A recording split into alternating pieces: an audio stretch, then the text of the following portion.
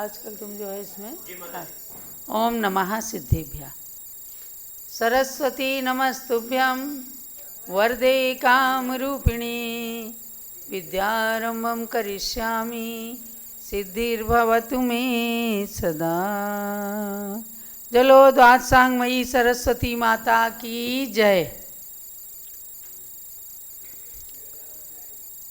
कल्याण कल्पतरु स्तोत्र का स्वाध्याय चल रहा है। आप सब भगवान मल्लीनाथ की स्तुति पढ़ रहे हैं, अर्थात भगवान मल्लीनाथ जो जैन शासन की वर्तमान 24वीं में 19वें तीर्थंकर हुए हैं। उन भगवान मल्लीनाथ का जन्म मिथिला नगरी में हुआ। महाराजा कुंभराज और महारानी प्रभावती के आंगन में 15 मास तक रत्न वृष्टि हुई और उनके संपूर्ण परिचय को प्राप्त करने के लिए इस कल्याण कल्पतरु स्तोत्र में 17 अक्षरी शिखरणी छंद से स्तोत्र का शुभारंभ हुआ, जिसमें भगवान के गुणों की राशि स्वरूप तीनों लोकों के गुरु के रूप में भगवान मल्लीनाथ का स्तवन किया। अब द्वितीय श्लोक में चलते हैं, जो पृथ्वी छंद है। ये भी 17 अक्षरी छंद है। जसौ जस यलावसु गृह्यतिश्च पृथ्वी गुरु। इसमें कहते हैं कि जिस छंद के प्रत्येक चरण में एक जगण, एक सगण, एक जगण और एक सगण, एक यगण, एक लघु और एक गुरु होता है, उसे पृथ्वी छंद कहते हैं। भगवान गौतम गणधर स्वामी के द्वारा निबद्ध जो चैत्य भक्ति है, उसमें भी पृथ्वी छंद में बहुत ही सुंदर पाठ करते हैं। अताम्र नयनोत्पलम सकल कोपवन्निर्जयात्। अर्थात इन छंदों को पढ़ने का भी एक तरीका होता है, जिससे पूरा मन मयूर झूम जाता है और सुनने वाले भी आनंदित आह्लादित हो जाते हैं। उस पृथ्वी छंद में आप द्वितीय श्लोक का पाठ करते हैं। जगत्त्रय वशीकृतीय इह मोह मल्लो महान् त्वमेव विनिहत्य तं जगति मल्लिनाथो मतः। सुरेश मुकुटैरपि प्रणत कुंभराजो पिता पवित्र मिथिलापुरी जगति मान्यता मापसा। कुंभराज महाराज ने जनक पद को प्राप्त किया, अर्थात तीनों लोकों के अधिपति भगवान मल्लीनाथ के पिता होने का सौभाग्य प्राप्त किया। और इस श्लोक के अंदर मिथिलापुरी को भी नमन किया है। यह जगत्त्रय वशीकृतः यह मोह मल्लः महान। कह रहे हैं इस जगत में, इस संसार में जगत्त्रय वशीकृतः तीनों लोगों को वश में करने वाला यह मोह मल्लः, जो मोह नाम का मल्ल है, बहुत बड़ा मल्ल है, और उसके साथ हर संसारी प्राणी कुश्ती लड़ रहा है। लेकिन रणभूमि में उस बहुत बड़े दारा सिंह से भी बहुत ज़्यादा पहलवान मोह मल्ल से सब लोग हार जाते हैं, यानी वही मोह मल्ल सबको पछाड़ देता है। तो तीनों लोगों को वश में करने वाला जो महान मोह रूपी मल्ल है, तम एव तम विनिहत्य, आप ही संसार में एक ऐसे हैं कि जिन्होंने उसको मार दिया, यानी उसको जीत लिया, उसको वश में कर लिया। उसको मार करके जगति मल्लिनाथा मता, यानी मल्लीनाथ नाम को उन्होंने सार्थक कर लिया। मोह मल्ल, यम मल्ल, ये सब मल्ल हैं। तो मल्लीनाथ भगवान ने मोह रूपी मल्ल को जीत करके और अपना मल्लिनाथ नाम सार्थक कर लिया। सुरेश मुकुटई अपि प्रणत कुंभ राजा पिता, यानी सौधर्म इंद्र आदि समस्त इंद्रों के मुकुटों से भी जो नमस्कार किए गए हैं, जिनके चरणों में समस्त इंद्रों ने भी आकर के नमस्कार किया, ऐसे कुंभराज आपके पिता थे। यानी भगवान के पिता के रूप में जो महान सौभाग्यशाली होते हैं और जो माता होती हैं, उनकी चरणों में इंद्र भी नमस्कार करता है, उनकी पूजा करता है, उनका सम्मान करने के लिए स्वर्ग से आता है। तो ऐसे कुंभराज पिता के आप पुत्र हुए हैं, जिनको इंद्र भी मुकुट झुका करके नमस्कार करते हैं। सा पवित्र मिथिलापुरी जगति मान्यताम आप, और वह पावन मिथिलापुरी नगरी भी जगत में मान्यता को प्राप्त हो गई। यानी आपने जिस नगरी में जन्म लिया, तो आपके जन्म से वो मिथिलापुरी नगरी पवित्र भी हो गई और संसार में सब लोग उसको मान्यता देने लग गए। यानी जब भी भगवान मल्लिनाथ की जन्म नगरी का नाम पूछा जाएगा तो हर किसी को बताना पड़ेगा मिथिला नगरी में भगवान मल्लिनाथ ने जन्म लिया। आज भी ये मिथिला नगरी बंग देश में मानी गई है, यानी बिहार और बंगाल के बॉर्डर पर आज भी जनकपुरी मिथिला नगरी नाम की भूमि है, तीर्थ है। वहाँ पर भी भगवान मल्लिनाथ और नमिनाथ की जन्मभूमि का तीर्थ बन चुका है। तो इस श्लोक में क्या बताया कि मिथिला नगरी में आपने जन्म लिया और कुंभराज आपके पिता का नाम था, और आपका मल्लिनाथ नाम जो है वो सार्थक हुआ, क्योंकि आपने मोह मल्ल को जीत करके, पहले तो जीतने के लिए चले दीक्षा लेने के लिए, पुनः पूरी तरह से जीत लिया अपनी तपस्या के द्वारा और भगवान बन गए। अब अगले श्लोक में मंदाक्रांता छंद, ये भी 17 अक्षरी है। चैत्रे शुक्ले प्रथम दिवसे मातृगर्भे प्रविष्टः एकादश्यां जनन सवनं मार्गशीर्षे सिते भूत् दीक्षां प्राप्नोत् व्रतगुणमणिर्यः तिथौ जन्मनश्च पूर्णज्ञानं विघटिततमा पौषकृष्णे द्वयी च। अब इसमें देखिए पंच कल्याणक की तिथियों को बता रहे हैं। चैत्रे शुक्ले प्रथम दिवसे मातृ गर्भे प्रविष्टः, चैत सुदी एकम के दिन, चैत सुदी एकम जो गुड़ी पाड़वा कहलाता है, जो विक्रम संवत का नया वर्ष माना जाता है। अभी वो चल रहा है विक्रम संवत 2082 और आगे आने वाले चैत शुक्ला एकम से 2083 शुरू हो जाएगा। उस चैत्र शुक्ला एकम के दिन आप माता के गर्भ में आए, तब मार्गे शीर्षे सिते एकादश्याम जनन सवनम अभूत, और मगशिर सुदी 11 के दिन आपने जन्म प्राप्त किया, यानी आपका जन्म कल्याणक हुआ। तब सौधर्म इंद्र ने आकर अपने परिकर के साथ सुमेरु पर्वत की पांडुक शिला पर आपका जन्माभिषेक किया। तो गर्भ की तिथि चैत सुदी एकम और जन्म की तिथि मगशिर शुक्ला 11 के दिन भगवान का जन्म हुआ, जन्म कल्याणक मनाया गया।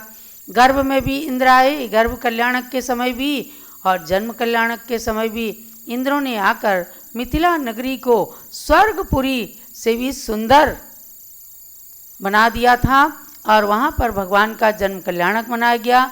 वहाँ से जन्म कल्याणक में ऐरावत हाथी पर बिठा करके सौधर्मेंद्र तीर्थंकर बालक को ले गए और सुमेरु पर्वत की पांडुक शिला पर जन्माभिषेक कराया।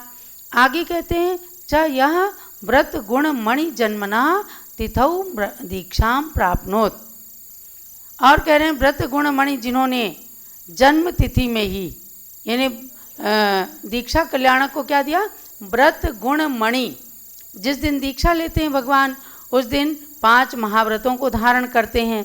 तो गुणों की मणि रूपी निधि को प्राप्त कर दीक्षा कल्याणक को भी प्राप्त किया भगवान ने जन्म तिथि के ही दिन, यानी कि मगशिर सुदी 11 की तिथि में ही भगवान ने दीक्षा प्राप्त की।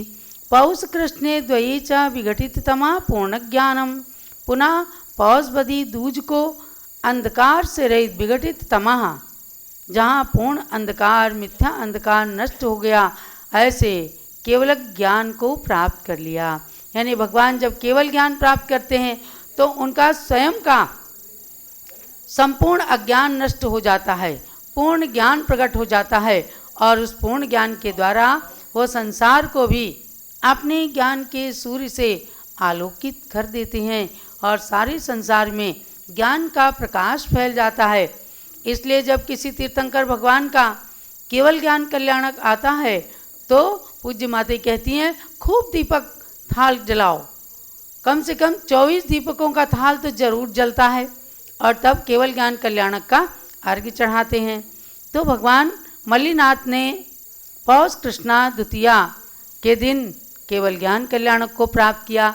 आजकल भी पौष मास चल रहा है, आज पौष शुक्ला एकम है, तो पौष कृष्णा द्वितीया को हम सब ने भगवान मल्लीनाथ का केवल ज्ञान कल्याणक मनाया था और 24 दीपकों का थाल भी सजा करके जला करके भक्तों ने अर्घ्य चढ़ाया था।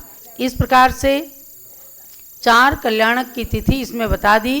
चैत सुदी एकम को मल्लीनाथ भगवान का गर्भ कल्याणक, मगशिर शुक्ला एकादशी को जन्म कल्याणक और उसी दिन दीक्षा कल्याणक हुआ और पौष कृष्णा द्वितीया को केवल ज्ञान कल्याणक हुआ। आगे चलते हैं। समानां पंचाशत् सहस्राण्यस्य जीवितं पंचविंशति चापासद देहा प्रजावती सुता। इसमें माता का नाम दिया है कि महारानी प्रजावती के आप पुत्र हुए। 55 सहस्राणी समानाम अस्य जीवितम, 55,000 वर्ष की भगवान मल्लीनाथ की आयु थी और पंचविंशति चापा सद्देहा, 25 धनुष ऊंचा उनका शरीर था, यानी 100 हाथ की ऊंचाई थी भगवान के शरीर की। और प्रजावती सुतहा, और प्रजावती माता की पुत्र हुए, अर्थात आपकी माँ का नाम प्रजावती था। अब अंतिम छंद है वंश पत्र पतित छंद। फाल्गुन पंचमी तिथितौ शिवपद मगमत मल्लिजिनं प्रणौमि सततं कनक तनुरुचिं शल्यगतं शरण्यमपि तं लघुशरणमितः ईप्सितदं सुचिन्न कलशं नमति मुनिगणः।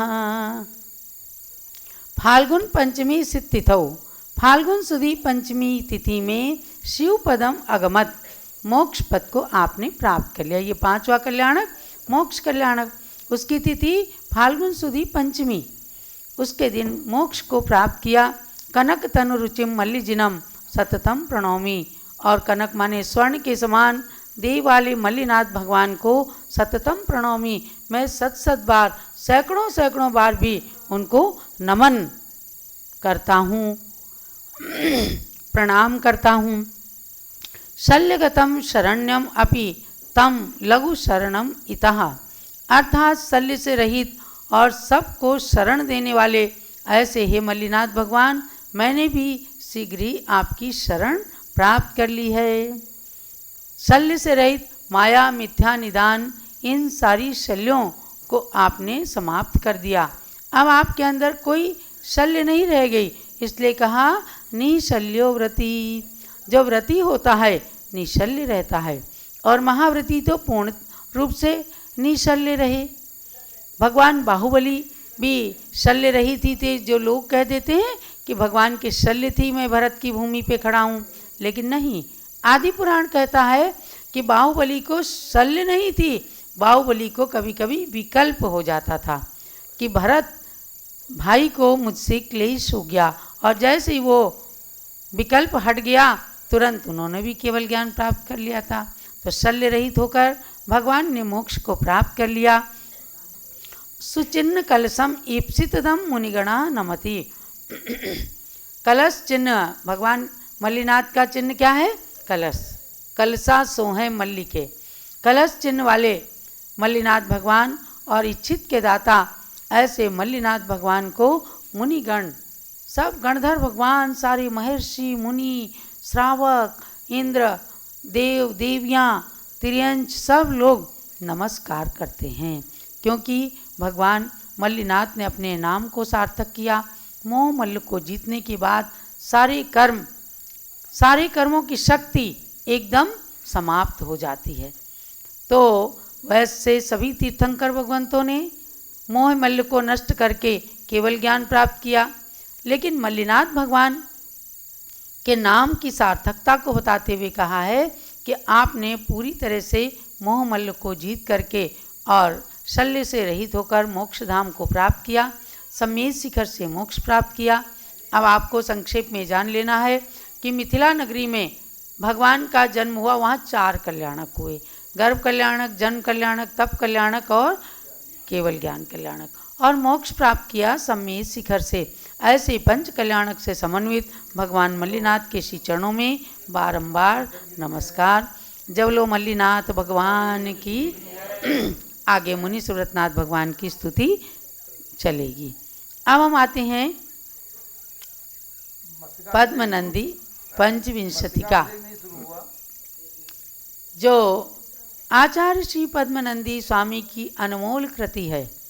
आपने इसमें स्वाध्याय करते करते, चाहे हमने धीरे धीरे भी स्वाध्याय कराया, तो भी 37 श्लोकों के द्वारा मंगलाचरण के साथ साथ धर्मोपदेशामृत को सुना, धर्म के उपदेश रूपी अमृत का पान किया, और उसका समापन आचार्य देव ने ये कह करके किया कि संसार के अंदर दरिद्रता का दुख भोग लेना अच्छा है या मर जाना अच्छा है, या और भी संसार की पीड़ाओं को सहन कर लेना उत्तम है, लेकिन दुष्ट जन के संबंधों के साथ में जीना या धन कमाना ये उत्तम नहीं है। आप पढ़ते हो ना, जिन धर्म विनिर्मुक्तो माँ भवम चक्रवर्त्यपि स्याच्चेटोपि दरिद्रोपि जिन धर्मानुवासिता। ये सब आचार्य देव की इन कृतियों को स्वाध्याय करके ही लिखे जाते हैं शब्द कि मैं दरिद्री हो जाऊं, गरीब हो जाऊं, लेकिन जिन धर्म से सुवासित मेरा जीवन रहे। मैं ऐसे चक्रवर्ती पद को भी नहीं चाहता कि जैसे शुभम चक्रवर्ती ने जिन धर्म पर अविश्वास करके और नमोकार मंत्र का अपमान करके नरक को प्राप्त कर लिया। तो ऐसे करके इस अध्याय का समापन किया है, और अब आगे गृहस्थ धर्म के बाद में मुनि धर्म का कथन करते हैं। यानी गृहस्थ धर्म और मुनि धर्म ये मोक्ष मार्ग की गाड़ी के 2 पहिए हैं। पहले आपको गृहस्थ धर्म में रह करके धर्म का उपदेश श्रवण करके अपनी आत्मा को पवित्र बनाने की भूमिका से परिचित कराया कि गृहस्थ धर्म में भी धर्म का पालन किया जा सकता है। ऐसा नहीं है कि केवल साधु संत ही धर्म का पालन करते हैं। तो अब आप श्रवण कीजिए मुनि धर्म का कथन। ये दूसरा अध्याय है, और इसमें प्रथम श्लोक के माध्यम से आचार्य पद्मनंदी स्वामी कहते हैं, आचारो दर्श धर्म संयम तपो मूलोत्तराख्या गुणा मिथ्या मोह मदोज्झनम शमदम ध्यान प्रमाद स्थिति वैराग्यम संयोपब्रह्मण गुणा रत्नत्रयं निर्मलं पर्यन्ति च समाधिरक्षय पदा नंदाय धर्मो यते। अर्थात जिन धर्म में दर्शनाचार, ज्ञानाचार, चारित्राचार, तपाचार, वीर्याचार ये 5 प्रकार के आचार कहें, यानी मुनि जो बनते हैं ये 5 प्रकार के आचारों का आचरण करते हैं, इस रूप अपने जीवन को बनाते हैं। तो आचरण को ही आचार कहा है। ऐसे 5 प्रकार के आचरण रूप आचार से और उत्तम क्षमा, मार्दव, आर्जव, सत्य, सौ, संयम, तप, त्याग, आकिंचन्य, ब्रह्मचर्य, ये 10 धर्म हैं। और 12 प्रकार का संयम है और 12 प्रकार का तप है। 8 प्रकार के मूल गुण हैं, 84 लाख उत्तर गुण हैं तथा मिथ्यात्व, मोह, मद का त्याग और शम, दम, ध्यान तथा प्रमाद से रहित स्थिति और वैराग्य तथा जिन शासन की महिमा की बढ़ाने वाली अनेक गुण और सम्यक दर्शन, सम्यक ज्ञान, सम्यक चारित्र स्वरूप निर्मल रत्नत्रय तथा अंत में समाधि विद्यमान है, जहाँ ऐसा मुनियों का धर्म अक्षय आनंद के लिए है। एक श्लोक के अंदर कितना मर्म भर दिया कि मुनि धर्म जो पालन किया गया, आप मुनियों के को ऐसे ही नमस्कार नहीं करते हैं। उन मुनियों के अंदर इतने सारे गुण भरे हुए हैं और उन गुणों के प्रतीक में मयूर पंख की पिच्छिका है, जिनके हाथ में भी मोर पंख की पिच्छी देखते हैं, काट का कमंडलू देखते हैं तो आप नतमस्तक होते हैं। और नतमस्तक होना ही चाहिए, क्योंकि यही धर्म जिन धर्म है, यही धर्म मुनि धर्म है, यही धर्म मोक्ष का मार्ग है। ऐसी तपस्या से गुणों से युक्त जिनका मन होता है, उनके लिए क्या कहा? मुनि मन सम उज्ज्वल नीर, है ना? मुनि मन सम उज्ज्वल नीर। जल कलश में रखते हैं, लाए हैं कुएं का जल, लेकिन जब उसको चढ़ाते हैं पूजा में तो कहते हैं मुनि मन सम उज्ज्वल नीर। अरे इन पूजाओं को पढ़ के तो देखो कितना सार भरा रहता है कि ये साधारण जल नहीं है, ये मुनियों के मन के समान पवित्र है। अर्थात मुनियों का मन, संतों का मन हमेशा पवित्र रहता है। क्यों पवित्र रहता है? राग द्वेष को हटा देते हैं, पंच आचारों का पालन करते हैं, 10 धर्म उनके जीवन में साकार रहते हैं, इसलिए उनका मन पवित्र होता है। तो उसकी उपमा उस जल को दे दी कि ऐसा निर्मल जल मैं लेकर के आया हूँ और हे भगवान आपके चरणों की पूजा करता हूँ, इसलिए मेरा मन भी निर्मल हो जाए। तब जा कर के बोलते हैं कि ओम ह्रीम जन्म जरा मृत्यु विनाशनाय जलम। समझे ना? ऐसे शुद्ध मन से और शुद्ध जल से भगवान की पूजा करके जन्म जरा मरण के नाश की कामना करते हैं। तो मुनि धर्म के पालन के लिए सर्वप्रथम श्लोक कहा, इसकी डिटेल मैं आपको और बताती रहूँगी कि सम्यक दर्शन का आचार ज्ञान में हर दम आचरण करते हैं। ज्ञान उनका आभूषण होता है, चारित्र के द्वारा वो ज्ञान झलकता है, खाली पढ़ते नहीं हैं। वह ज्ञान जो पढ़ा गया वह आचरण में झलकता है। देखो आचार्य शांति सागर महाराज, जिन्होंने 36 बार भगवती आराधना का अध्ययन किया, जिनके अंदर संयम एकदम साकार हो रहा था, ऐसे आचार्य देव ने अपने 36 साल के मुनि दीक्षा के जीवन में 25.5 साल उपवास किए हैं। अब बताओ कितना मन निर्मल हो गया उनका। कैसी सुंदर समाधि बनी।